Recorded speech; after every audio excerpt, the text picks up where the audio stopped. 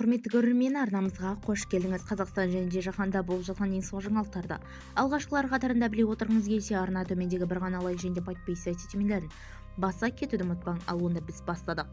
Елімізде 1 желтоқсаннан бастап не өзгереді? Бақ.кз тілшісі шолу жасап көрсетті. Тәуелсіздік күні 16 желтоқсан Қазақстан тарихындағы ең бір елеулі дата. Ол тәуелсіздік күні. Қазір 16 желтоқсан ұлттық мереке болып есептелінбейді. Бұл мерекеде 25 қазан республика күніне берілген. Дегенмен 16 желтоқсанның символының мәні мен тарихы маңызы, сондықтан солғын тәртіпте қалған жоқ. Желтоқсанда неше күн демаламыз? Желтоқсан айының 5 күн жұмыс істейтін қазақстандықтар 10 күн, ал 6 күн жұмыс істейтін азаматтар 6 күн демалады. Желтоқсан айындағы басты мереке 16 желтоқсан тәуелсіздік күні дүйсенбіге келіп тұр. Мерекеге орай 5 күндік жұмыс істейтін азаматтар 14, 15, 16 желтоқсан күндері 3 күн қатарынан демалады.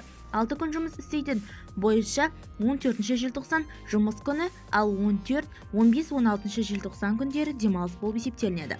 31 желтоқсан жұмыс күні екенін естен шығармаймыз. Елге көлік әкелуге тәбірі өзгеруі мүмкін. Бізді тамашалауды жалғастырыңыз, сау саламат болыңыз.